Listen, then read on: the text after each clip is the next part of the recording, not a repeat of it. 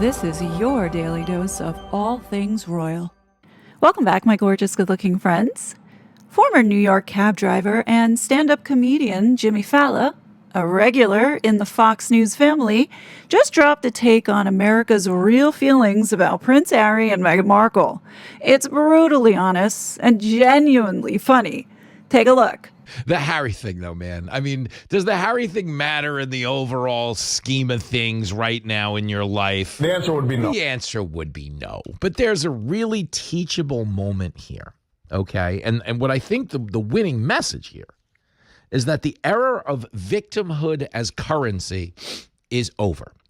And I think it was over and waning anyway when Harry and Meghan decided to start doing the old, what is me, life is hard as a second string royal. Shut up! Will you shut up? Okay, the obvious is that Meghan Markle obviously dated Prince Harry for the relevance that would come with doing so, and quickly alienated everyone in his inner circle, meaning his family, meaning the Queen, meaning his brother Will. Why? And I'm going to tell you this. People who are really rich, okay? It doesn't necessarily need to be part of a monarchy. They don't necessarily need to be a presidential family.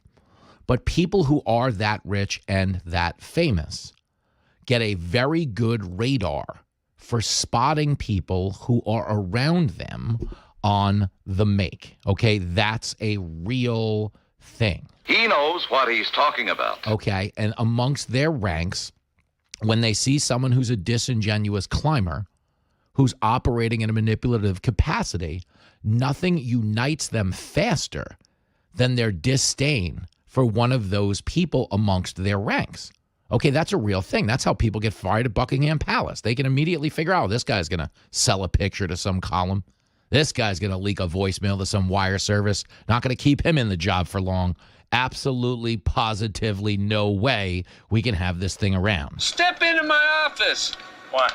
Because you're fired. And the reason Meghan and Harry were able to divorce the royal family and do their Megxit and move over here to America is because nobody in the royal family wanted her around. Bingo, man, bingo. They thought she was toxic. The Queen obviously thought she was toxic. The King certainly not a big fan. And Will and Kate Middleton can't stand them because, again, they saw that she married for relevance. But what she quickly came to find out is there's only so much runway when you're dating not even a second string king.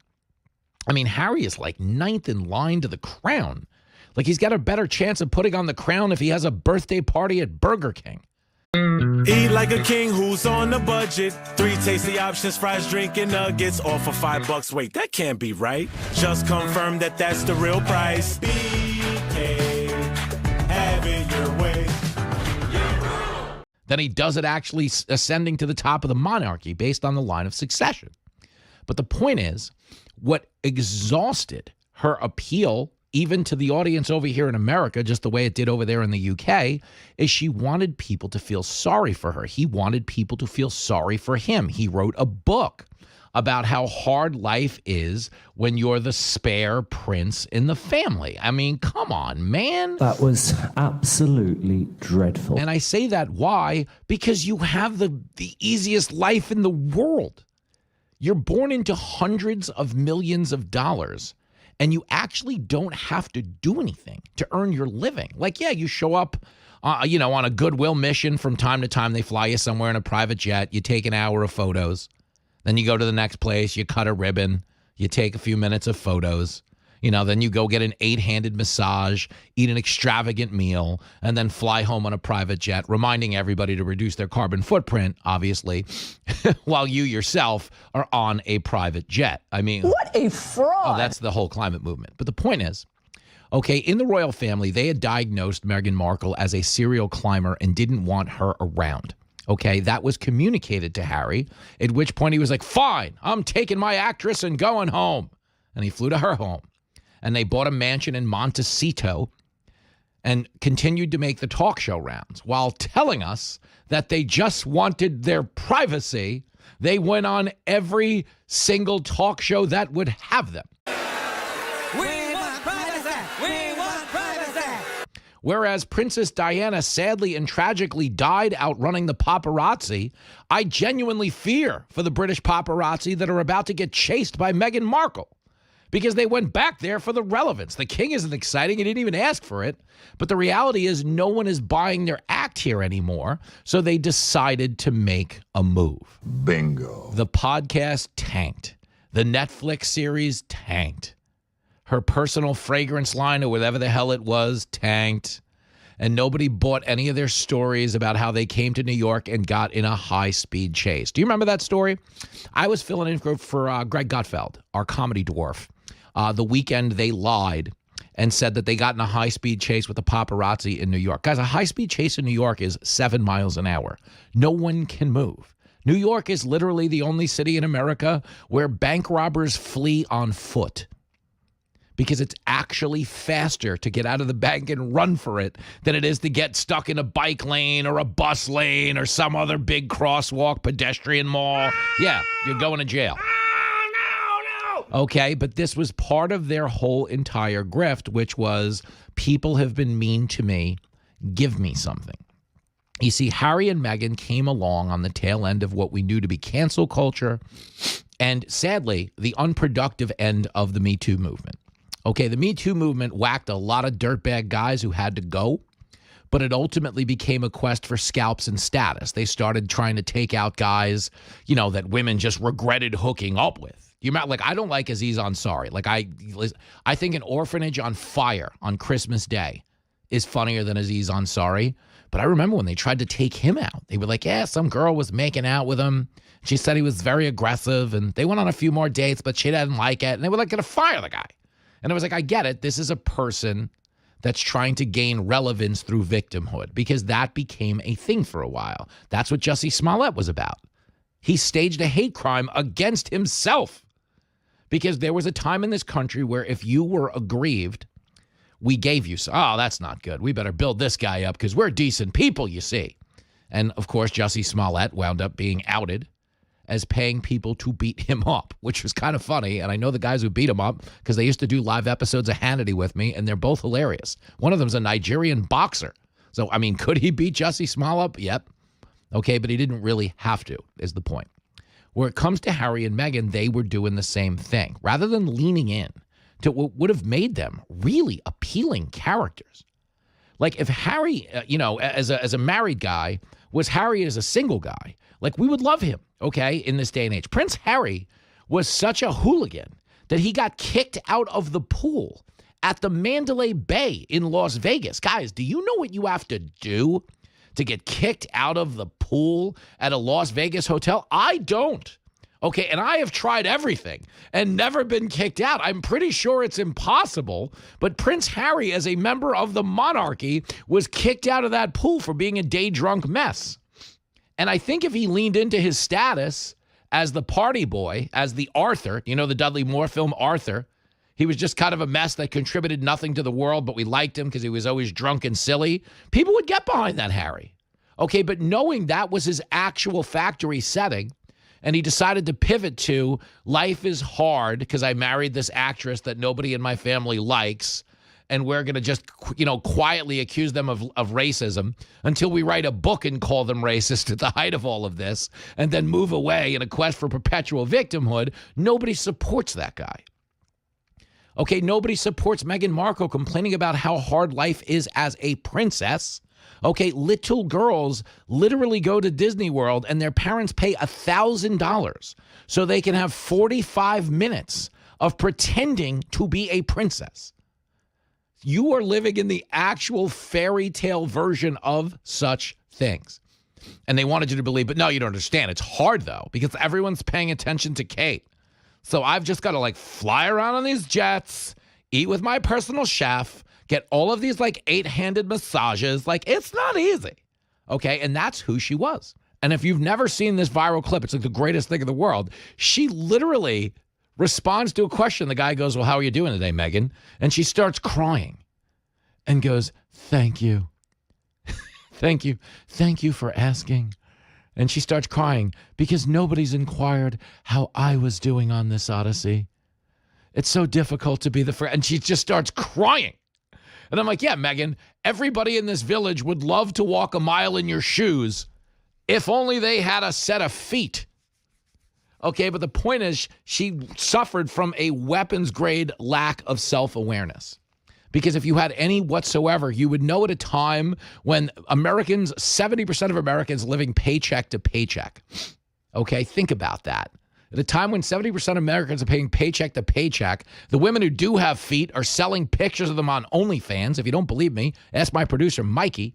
But the point is, Meghan Markle, a girl who didn't have to do anything, a D-list actress from Suits, wanted you to believe that life dealt her a bad hand because she slept her way into the royal family. Okay, and the truth is nobody bought it. Because like the royal family, Americans had a very good bull detector.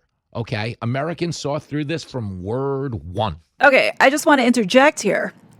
I remember when I first started covering this pair in 2021, I kept saying the same thing. Here in New York, we never bought this act. We saw Meghan for exactly what she was and smelled the bullshit from a mile away. What I couldn't understand was the total disconnect with the British media and so many other outlets here in the United States treating this couple like some kind of beloved brand. I just couldn't figure out why more Americans weren't seeing what was right in front of them. Now, for those that have been on this journey from the beginning, you will remember that back in 2021, there weren't a lot of independent voices that were challenging and taking Harry and Meghan on. For the most part, these independent voices speaking against the narrative were coming out of the UK. And then we started to see, after the Oprah interview, a handful of American voices like Sue Smith, Ashley from Danger Zone, P. Dinah, and a handful of other American creators who were just getting started, like myself and the Duchess of Narcissus. And what was noticed was that the one consistent thing across all of the American creators was this confusion as to why people in America weren't seeing what we were seeing. When you're seeing headlines like this for years and you're hearing these royal propagandists who originally thought were actual journalists, you're thinking to yourself, am I the one that's crazy? But then when the attack campaigns began and people were getting demonetized, deplatformed, IP banned from social media, from having a voice, it then started to click and make sense that what Harry and Meghan had been doing was getting rid of the voices that challenged their narrative. All along, America couldn't stand Meghan or Harry. But the optics that these two created by controlling the press and controlling social media was that you are in the minority, but really we were in the majority. And once you realize that, especially if you've been on this journey from the beginning, you feel a bit angry that you were deliberately being played or manipulated by these people. And that's the disappointing thing about all of this, is that they deliberately controlled information, just like how they controlled the information for the 2020 election, as well as for COVID, to influence behaviors. And what should infuriate everybody is that the institution was behind them this whole entire time. You see, they picked the wrong American to go after to try and censor. Because I think if I wasn't demonetized and my channel was allowed to operate and I wasn't being harassed, I don't think I would see this situation the way that I do now, because I wouldn't have dug into all the entities that these two assholes were working with to connect the dots, to find out why they felt they had the right to take away my freedom of speech. In all honesty, had I been left alone, I would have continued on, probably like everybody else, regurgitating the propaganda. And I think that's a big reason why nobody is really talking about how Harry and Meghan subverted the United States. Many people didn't go through the abuse that we went through, so I can understand why the perspective of majority of Americans now who see Harry and Meghan as two floozies and basically harmless when they covertly have been here involved in some serious things that, if it went mainstream, would essentially destroy the relationship between the United States and the UK. That's how serious it is. And I remember back in 2021, I brought this up to everybody, explaining why Harry needed to be deported ASAP. But given that we were in the beginning of the Biden era, I didn't understand that these two were virtually untouchable. But what we see now happening is that more and more voices are speaking up about how much they hate this couple, pretty much acknowledging everything that I've been telling people over the last 6 years. And I do think that there is a level of skewed perspective because they don't understand the stuff that these two had been doing on the down low that they didn't want any attention drawn to. That's why we had all of this chaos to get to a point where Americans think these two idiots are going back to the UK to beg for money because they're broke. And that's not the case, no matter what anybody in this space is telling you. Remember, I was telling everybody that there was a reason for why all of these tabloids were reporting that the Harkles are broke. This was just part of the narrative to bring them back. This is what the palace wants the Americans to believe, that Harry and Meghan were harmless. They were just over here to make money. And because they couldn't cut it, they had to go back. But that is not the case, and we all know that. We all see what they had been involved in that the media chooses not to report on. In fact, New York Post yesterday puts up this article about Harry and Meghan and their deep political connections, but barely scratch the surface, which shows me that they are diminishing Harry and Meghan's involvement here politically intentionally, because this is the scandal. Now, and the last thing that I just want to say here is that anybody in this space that are now claiming to know what Harry and Meghan have been involved with, that's so-called serious, please take with a grain of salt. It's important to understand that they have not been the ones who have been involved directly with officials from the U.S. government to know or claim what's in those Department of State files. Anyhow, back to Jimmy Fallon. When they came over here and did that embarrassing Oprah interview, when the two of them sat in the back of Gayle King's $28 million backyard and complained how black women can't get ahead in this day and age, Oprah Winfrey is a billionaire. But they sat there and were like, oh, it's just hard to be us. Anyway, can I get another Chardonnay? Make sure it's exactly 61 degrees. I don't like it at 62. I said 61! And they wanted you to feel bad for these people. And there was a small subset of idiots who actually did. Like, you don't understand. She has it hard. This isn't easy. Poor Prince Harry. Okay? But the fact that they're moving back to England is absolutely positively proof that nobody here was buying the garbage anymore. So my only real concern as we sit here is, yes, it is addition by subtraction. But we are now sending something over to the King of England that might be the most inflammatory thing we've ever sent him since the Declaration of Independence. So the good news is Harry and Meghan are finally gone. The bad news is we might have to go to war with the Brits again. My next guest misses Harry and Meghan so much, she's trying to get me to go to London in December. What I didn't realize, everybody thought this was a good idea till it happened. Joining us now to make sense of her feelings, you know her and love her as the K-Train. Hey, girl. Hey, Jim. Addition by subtraction is how we've characterized it. I love that Harry and Meghan left. I can't get enough of them leaving. Are you concerned? Because we know tragically Princess Diana died from getting chased by the paparazzi. Are you concerned the paparazzi might die from getting chased by Meghan? I'm genuinely, because clearly she is not Princess Diana. Like, no one will ever pique the paparazzi's interest like Harry's late mother, ever. No one, ever. Like, and Meghan would love to portray herself as someone so magnetic, someone who is, they follow every word, every step, every breath. That is not the case. Yes. The only reason paparazzi follows her is to make fun of her. Yeah, for real. Because that is what sells. Like, her missteps, her dumb statements, her business failures. Dopey candle. For whatever reason. Yeah. Like, people cannot get enough of the career implosion of Meghan Sussex. And what's very funny about this is obviously the market here has rejected them because we didn't want the high salaried victimhood thing anymore. No. And you and I have said this for as long as we've known each other. They should have went the other way. Like, he should have been Arthur. Because he was Arthur before Yes. she came along. Yeah. He was getting kicked out of the pool to Mandalay Bay. I asked the question earlier, does anybody know what you have to do to get kicked out of the pool to Mandalay Bay? I don't. I've tried everything. I don't know that you could, but he did. Yes. And he used to be the party boy, and we liked him because he was kind of a lout and a hooligan. And then she came along and pulled him into the victimhood thing. And I really do believe the reason the family probably hated her is if you're that prosperous and you're that rich, you get very good at identifying grifters in your ranks, meaning people that are trying to trade off the status of the family and do whatever they did. And they were pretty much alienated by her to a person within like a few months of this happening. Yeah, they knew exactly what she was. And, you know, I think about this because she pleads ignorance. And she is like, I didn't know it was going to be this much work.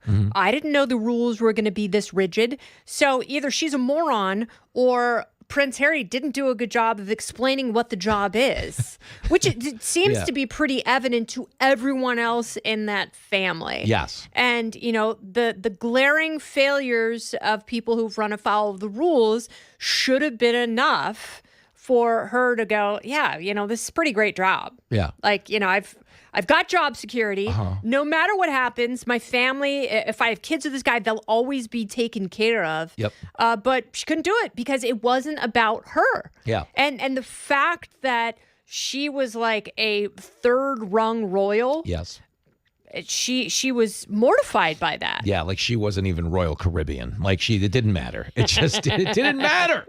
But she wanted the clout. We're talking to Kennedy. She's got another phenomenal column on the Daily Mail today. We'll get into that in a minute. But I love the story because I watched this thing unfold as the slow motion train wreck that it was. Do you remember? I remember every instance of misstep. Do you remember when they said they got in a high speed chase with the paparazzi here in New York? On 10th Avenue. 10th Avenue, a high-speed chase would be 7 miles an hour. Okay, 10th Avenue, where they installed a bike lane. So they took away one of the lanes. And now there are no longer cops on the street. So no one gets ticketed for double parking. So they triple park on 10th Avenue. And there's a bus lane. Like, I have crawled along 10th Avenue Yes. at 8 miles per hour. And I would pray to God to be going 20 miles an hour. Dude, I was once driving a guy. I picked him up at 23rd and 10th. He was trying to get up to 81st and where it becomes Amsterdam. And 2 blocks in, he got out of my cab and jumped onto a turtle. He wound up beating me there by 28 minutes. He literally right up the road. It's the slowest road in America. But I remember them saying, like, oh, we were in a high-speed chase with the paparazzi. Yeah, there was no proof. I would find it hard to believe that there was a 2-hour high-speed chase. That would be, I find it hard to believe, but we will find out the exact duration of it. Full of crap. Like, everything is just milking a story so they can get coverage, because the only thing they have to sell, they're not interesting. They're horrible at creating content. Yes. So you had development teams at Spotify and Netflix bending over backwards to develop content for them, and they would have like the brightest creative minds in all of media sitting there. You know, it's like they at one point spitballed a podcast for Prince Harry about how much he likes hot chocolate. That's how bad it got, because every time he would go to Spotify, he'd be like, can you please get me a cup of hot chocolate? And they're like, wow, well, this is the only interesting thing about the guy. You know, we can't talk about him prancing around in a Nazi uniform. So maybe we go with the hot chocolate. He's like, oh, no, that's too personal. That's an invasion of my privacy. We're talking to Kennedy, and everything is it's all spot on, because, you know, when you come in with their name recognition and show up to Netflix, like, the people they're assigning to your projects are smoking a level of weed we've never heard of. Yes. Like, this is the top creative team, and they can usually make anything interesting, at least for a season, and they weren't able to do that for them for an episode. Everything they did, if you remember the cooking stuff, if you remember all the podcast stuff that you mentioned earlier, I know. But again, the market rejected them. And what I kind of take it as a weird win, because we're outgrown. Nobody cares. Nobody wants to hear you complain. Let me ask you, do you think that General Patton was woke? I don't think so. What do you think, Mike? Mike, was he woke? I don't think so. I don't think he was too woke. He was the exact opposite. You know what woke means? It means you're a loser. Everything woke. Everything woke. It's true. Everything woke turns to shit, okay? Wasn't that what the Queen said? Don't complain, never explain. Yes. And they literally wrote a book about how hard it was. Yeah, and and that is like the one thing. And so he writes this book, and the only part people want to know about is Princess Diana. That's the only thing that makes him interesting. So he writes this book and just drags his family through the mud, airs all these secrets. Like for any family, that's poor taste. And he can't imagine why his brother won't talk to him. And his brother's like, you denigrated my wife. You claim that I physically attacked you. Yeah. You're making fun of everyone in our orbit. You're making life so difficult. It's already an uphill battle to get people in the UK to like them. Yeah. And then Harry does this, and it's miraculous because they end up hating everybody, and they end up hating Harry even more. Yeah, they really hate him. I mean, the world resents her so much for destroying him. And now the guy is a shell of himself. And, he just sort of putters around his Montecito house. He's hyper vigilant. He's not conversational. He's bored and annoyed by the whole thing. I mean, that's how the world feels about them. Yes. And that's his life. So it's like, it's no wonder, it's like they're running out of money. The New York Post pegs their mortgage and insurance payments at $600,000 a year. Wow. Yeah. So that's a lot of scratch going out the door if you don't have any income. And if they've blown through the tens of millions of dollars they were given by Netflix and Spotify, like shame on them. Like they're a couple of dim bulbs. What I always enjoyed is I love people who don't have self-awareness. Yeah. Such a fraud.